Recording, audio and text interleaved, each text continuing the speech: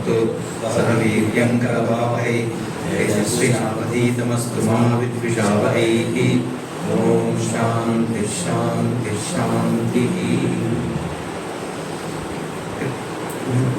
As usual, questions?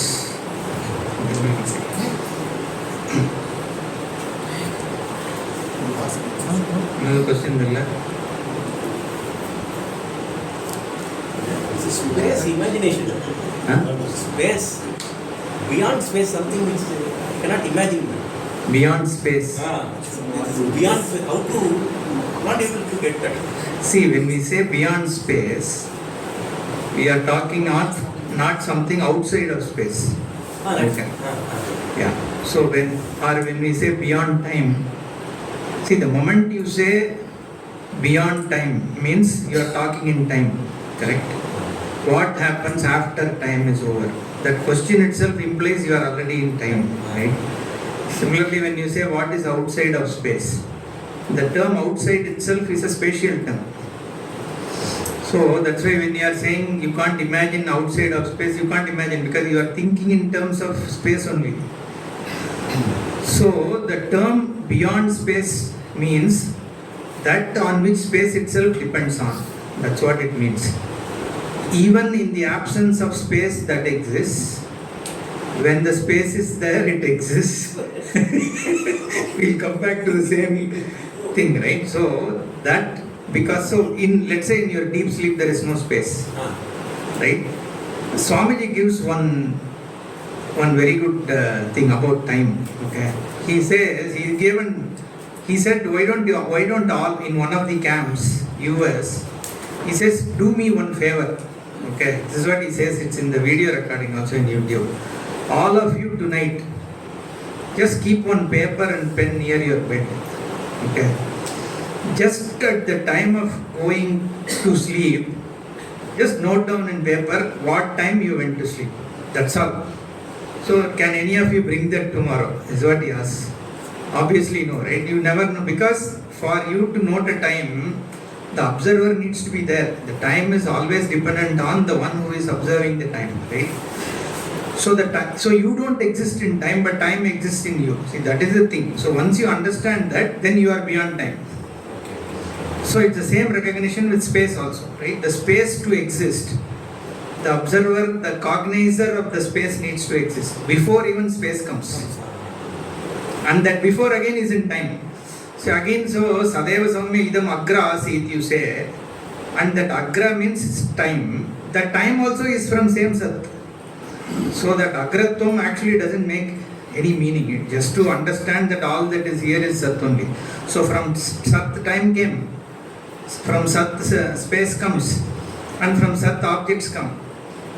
Okay, and now it is Jagat. Sat came before means what? That before is a term in time only, right? Correct. So the before doesn't mean anything actually. It just means Sat alone exists. It's only for you to understand that.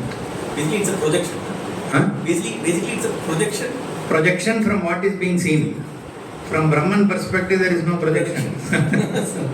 It's like from clay standpoint there is no pot.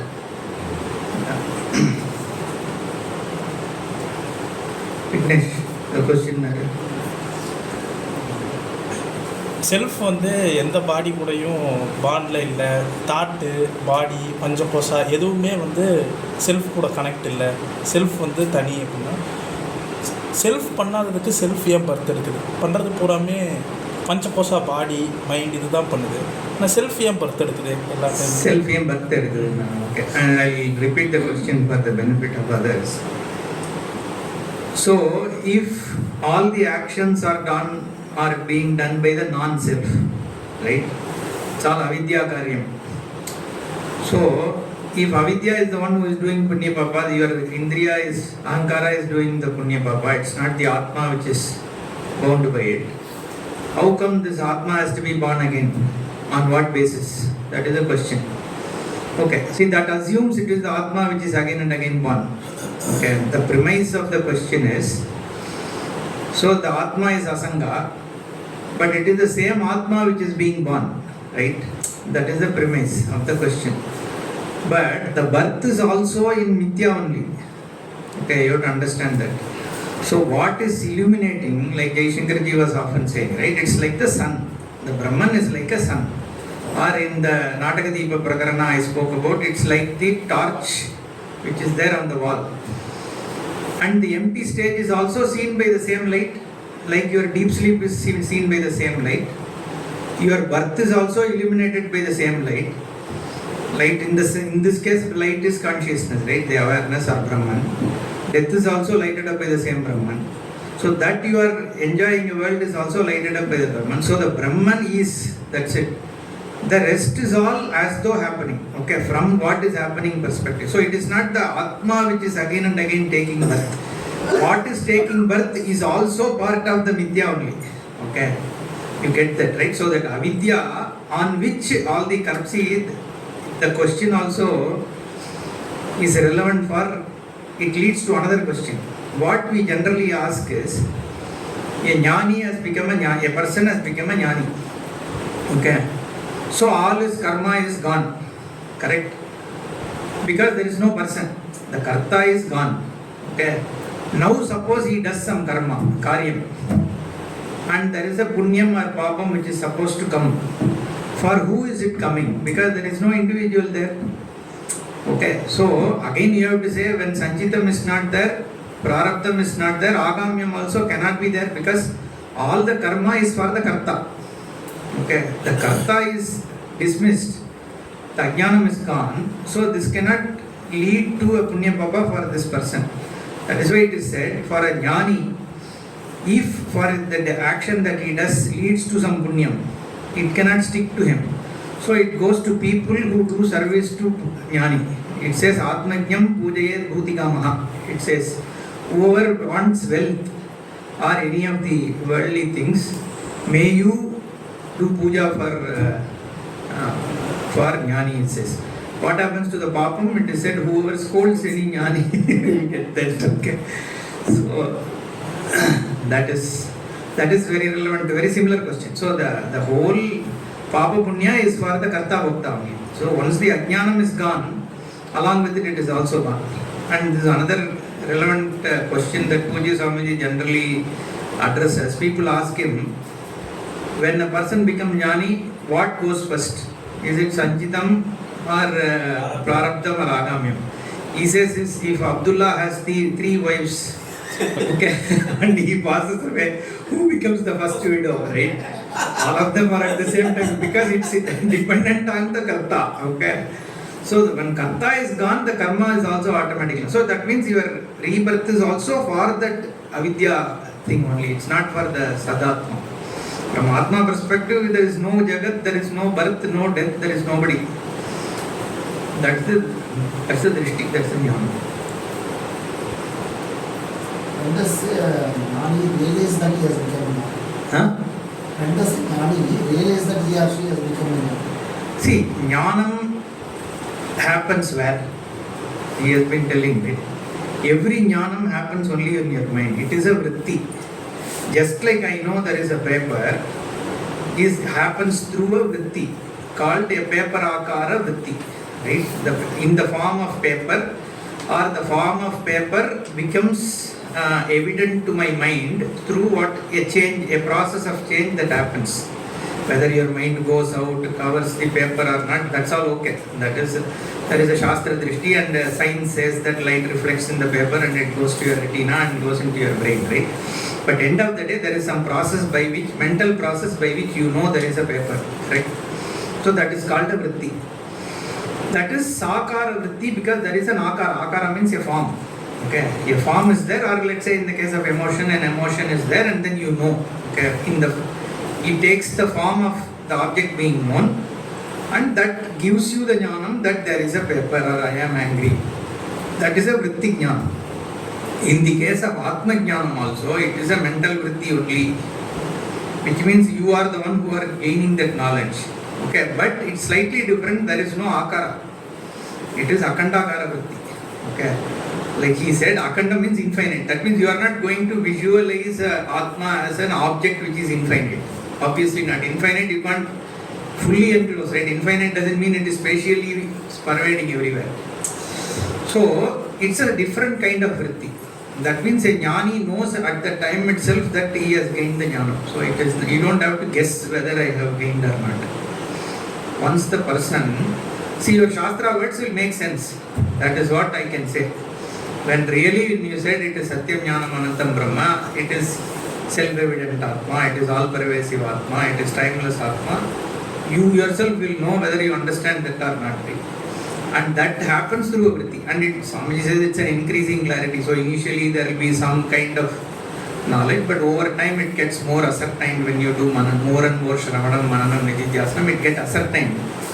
But you will know at the time, because that usage is there. Vidyate hridaya kranti, chidyate sarva samsheha, tasmin drishte paravare and all that. That means what your ignorance breaking away is evident to you, right? Because it's a vritti only. It is like any other knowledge. You know that you have now seen a paper, right? It's as simple as that. The person who gains the jnanam will know that he has gained. At the time of knowing itself, he will know that he has gained the jnanam. You don't need to double guess, do I have jnanam or not? That if you have that question, that means you don't know. Honestly, that's what it means. Correct? Otherwise, you won't have. Here, one become a jnani or not, the right person to declare or to realize is that person. Yeah, every jnanam is like that, no? Correct. Yeah. So that there is no way For others to tell somebody is a jnani. Yeah, jnani. correct. So suppose he, a person who had a normal life, has done all regular karmas, papa, punya, everything he has done, but suddenly he realized. That's not possible. In the sense, so he goes to does Shravana and then gains is what you are saying. No, he does a regular life. Out of the blue he realizes. Out of the blue you can't realize is what I have already said. This jnanam cannot happen. You cannot stumble upon jnanam. Okay, Yeah. assuming that a person who started trying to get so he does all these things, then maybe in few years. Somebody may take 25 years, somebody may take 5 years, somebody may get within a year or two.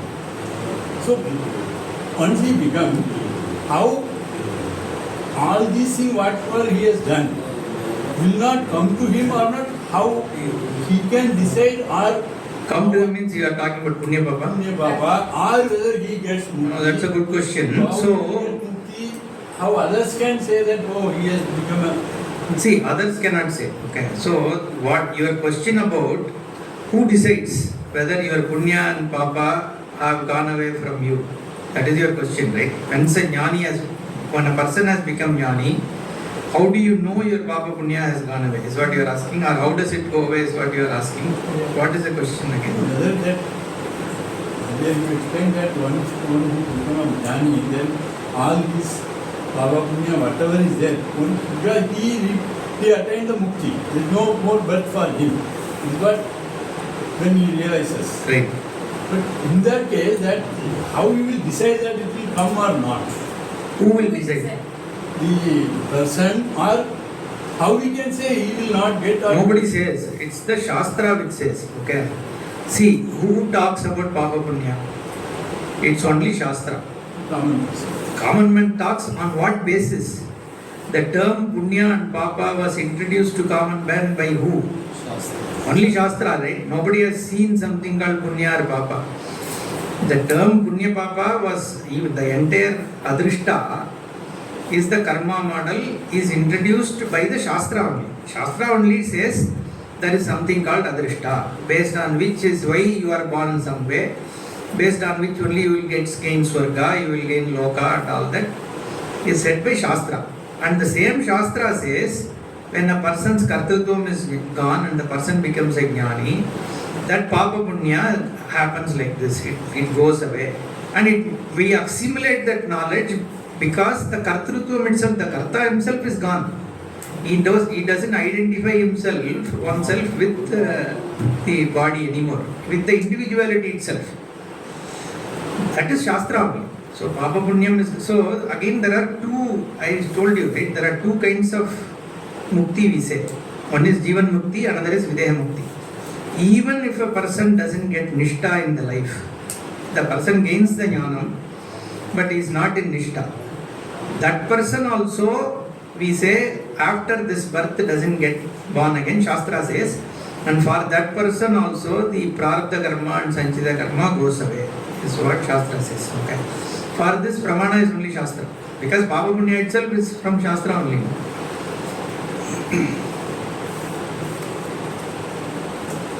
Difference between Jivan Mukta and Vidya Mukta. See, Jivan Mukta and Vidya Mukta is very simple. Person gains jnanam. Okay. The jnanam is useful in the life only when it is available fully to you. Okay, suppose you gain the jnanam and due to your swabhavika pravritti, you haven't done enough nididhyasanam. Every now and then, suppose you again get the dehatma buddhi and you are having all your emotional turmoil, right? A person after gaining jnanam will not be completely like that, but also it is possible that your swabhavika pravritti here and there can affect you. The more and more you do nishtha, these things go away. And then once you are fully in nishtha, that means in your life you are untouched by any of these things, right? That is called Jivan Mukti. But if the person gained jnanam and he still hasn't had the nishtha, Shastra says kartritvam is already gone. So which means how can he be born again? His punya papa also is already gone. So it says it's called Videha Mukti, that the person after death won't come back. So obviously Jivan Mukti is what we all aspire for, right? Videha Mukti is a promise. And Jivan Mukti is here and now. Janaka was called the Vaideha and Vaidehi and all those things. Videha Mukti.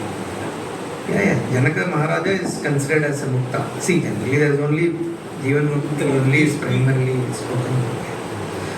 Typical examples they give is Sadasiva Brahmendra was a Jivan. The moment you say Jivan Mukta, first name people will say Sadasiva Brahmendra only. It's customary to say that. There are also stories. He walked and somebody cut his hand and those kind of stories. I mean, that is not a lection of our Jivan Mukta, but it is generally said. Extension to the question, probably very controversial. Here itself, right? Under Swamiji, a lot of you have come to the course and maybe understood these terms, and, right? But not everyone has probably become developed. Correct. Right? Then what is that difference? Right? No. There is no. See, there is also.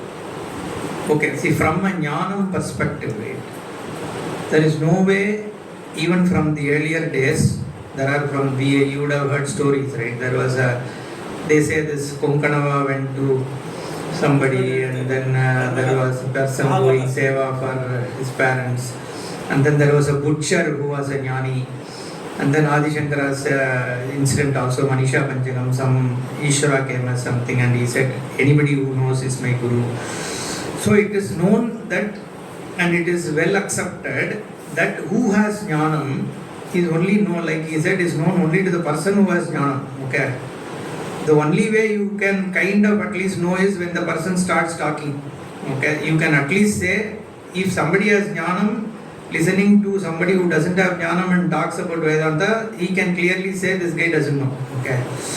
And usually the person who knows, more or less, if a person who is listening knows, can find out that this person knows. But if I myself am not knowledgeable, I won't know who is a jnani, who is an ajnani. See, that is a big problem. Even when you are choosing a guru, how do you see? It says, Shrotriyam Brahmanishtam Gurumeva Abhigachet. Shrotriyam means the person who has listened to Vedanta. That is easy to understand, find out, saying, oh, I did this person study properly, right? Properly means from a proper guru. That's easy. Brahmanishtam, how will you know? You don't even know whether this person knows Brahman. After that, Brahmanishta also he is having or not, how will you know? So Pujya Swamiji used to say that if he doesn't have any other Nishta, you can safely assume that he only has Brahmanishta. That's the best thing you can do, right? So there is no way to even figure out your own guru whether that person is a jnani or not. Okay. So not to talk about who has, who doesn't have. Okay. But if Swamiji listens to his students, he can say who knows, who doesn't know. Or our own students also, even see, many of us just within the room right now, anyway you said it's controversial. Me and Jaishankar, when we talk, or any other, not only we too. Generally, people who are within the circle, when you listen to various Swamijis of our Swamiji's order, we will say, hey, this Swamiji has good clarity. This Swamiji, I don't think he still has God. We will also talk like that, right? Because we also kind of, see, everybody is human. Once you listen to a Swamiji talking, we will know, okay, how much clarity this person has. Okay. To some extent, we can say within that group. But in terms of outside people, how do they make their conclusions?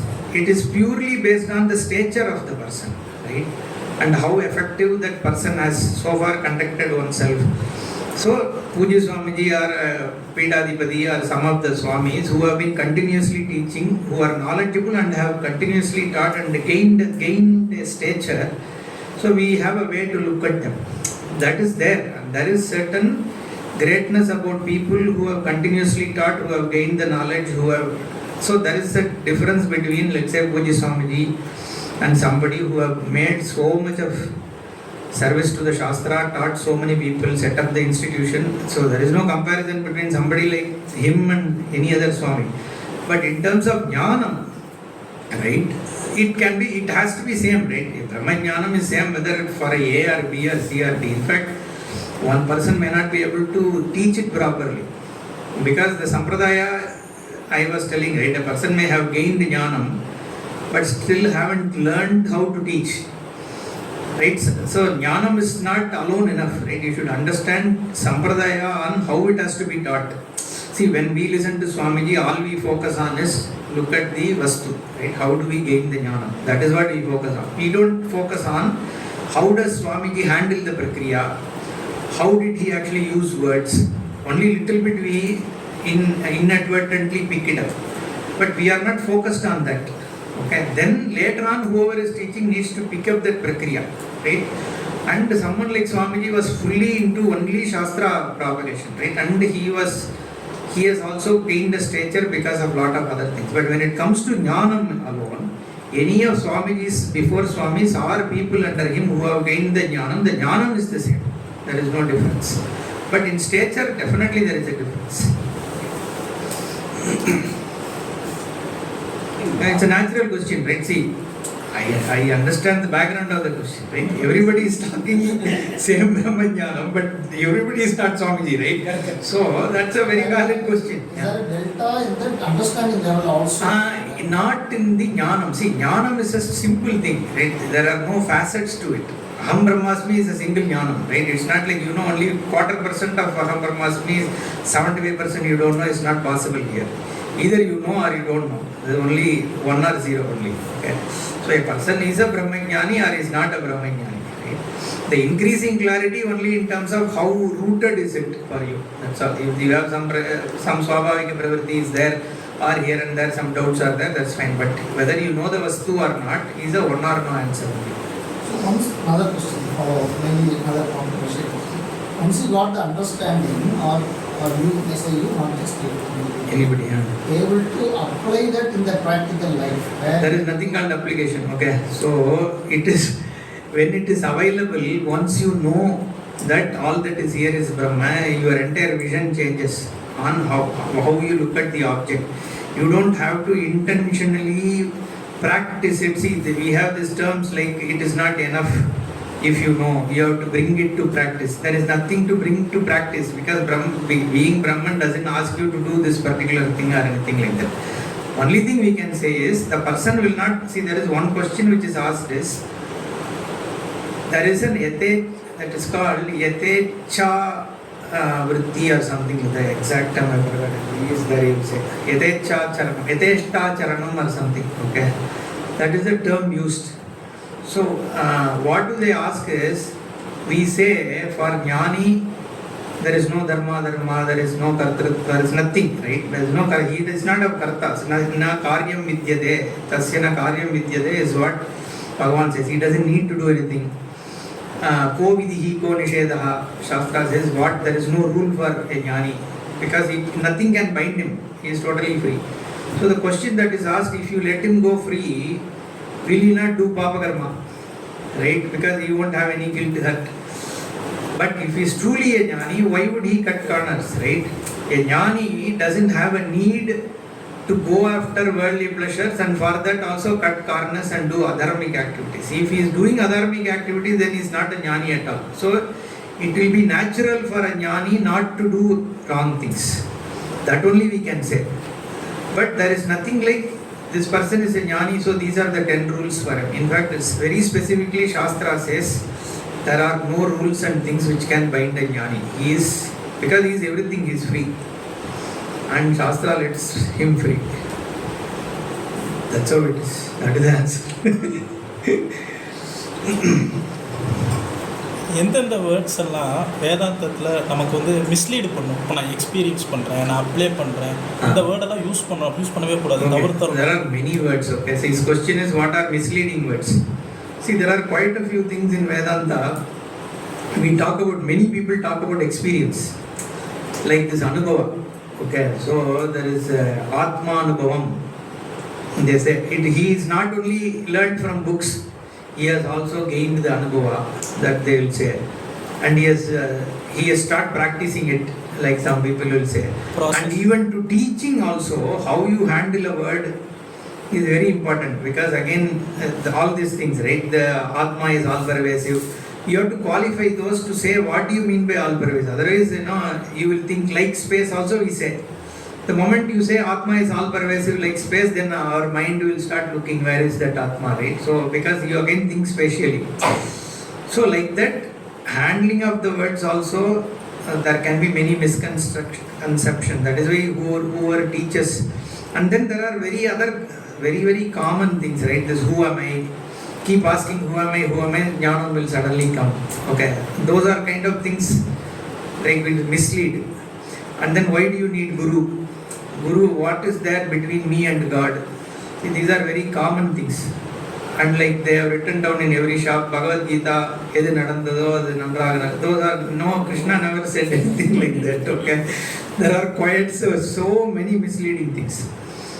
99 out of 100 will be misleading only these days. Okay, so unless you come to proper sampradaya, Shastra becomes more mystical.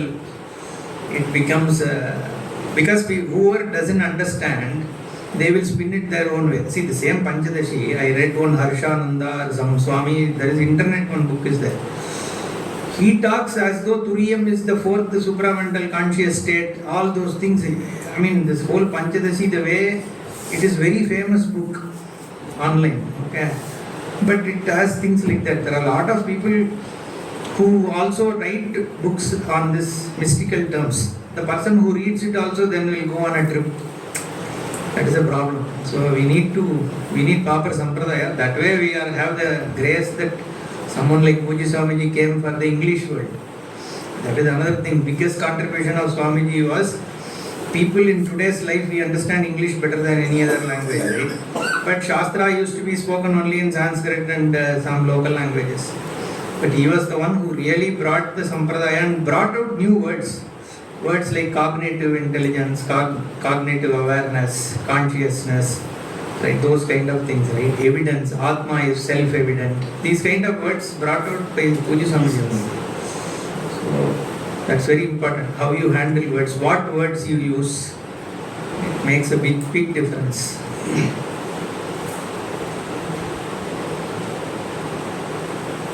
Swamiji.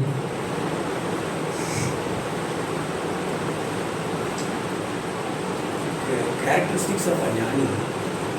Bhagavata, they say it is like a lunatic or gone, he behaves like a childish, sometimes. Correct. So he is completely unaware. Not unaware. Okay. In a sense, means he is not a part and parcel of the. Yeah. So for 2 or 3 people are called like that. Even Lord Shiva is said Unmatta, Pitta, Virachodi, Brahmane, all that thing. Right? Jnani is said he is like a child, or he is also said he is like a madman. Okay, that is because a jnani is always dwelling in the infinite, right? So he is not bound by any specific things. It's not necessary that only a madman is a jnani. It's not like that. But his state of being is very different. You can't gauge or bind a man, because he is not going to be bound by what you think about him, right? Jnani is like in his own world. But he may choose to live normally also. Okay. Okay, that's what I'm saying. So that is why Jnani Acharanam is not bound. And we have seen, he will be just there sitting somewhere. See, every Jnani may not teach. See, why people like us teach? Because we also feel a certain Kritajnata.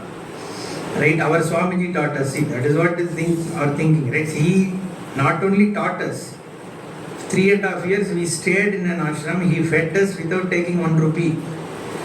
Okay, and 80 of us used to be there, and then with another 40-45 administration staff, around 110 people were fed for 3.5 years.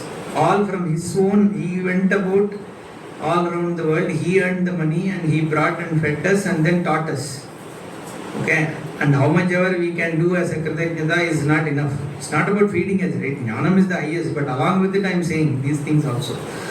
So now, having learned, all he would have wanted is to get this sampradaya in going, right? That's the minimum we have to do. So that is why most of the sampradaya people under Swamiji will have this Kritajnata bhava, right? That we also should do, because Swamiji also has said you guys have to teach. Okay, he has, and one of the things in the last day of our course he said, always, this is one thing I always remember, right? He said, what is important is only Shastra. So all of you should be behind Shastra whenever you talk. Okay, Shastra should be in front. You are there just to throw light on it. Okay, so much emphasis on teaching is done, right? But not everyone will teach. There will be people who gain jnana who wouldn't have this kind of a thing, right? They may not even teach. They may just be lying there smoking something in Himalayas, right? Who knows, right? You can't bind jnana.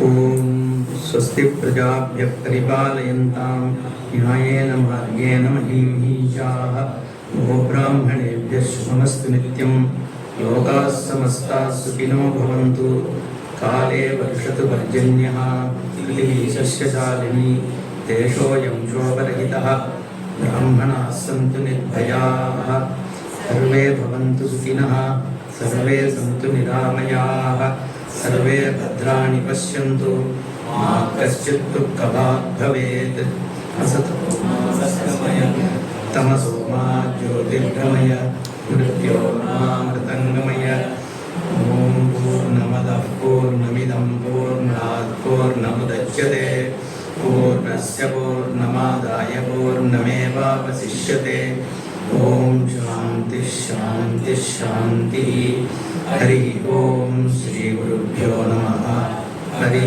Om.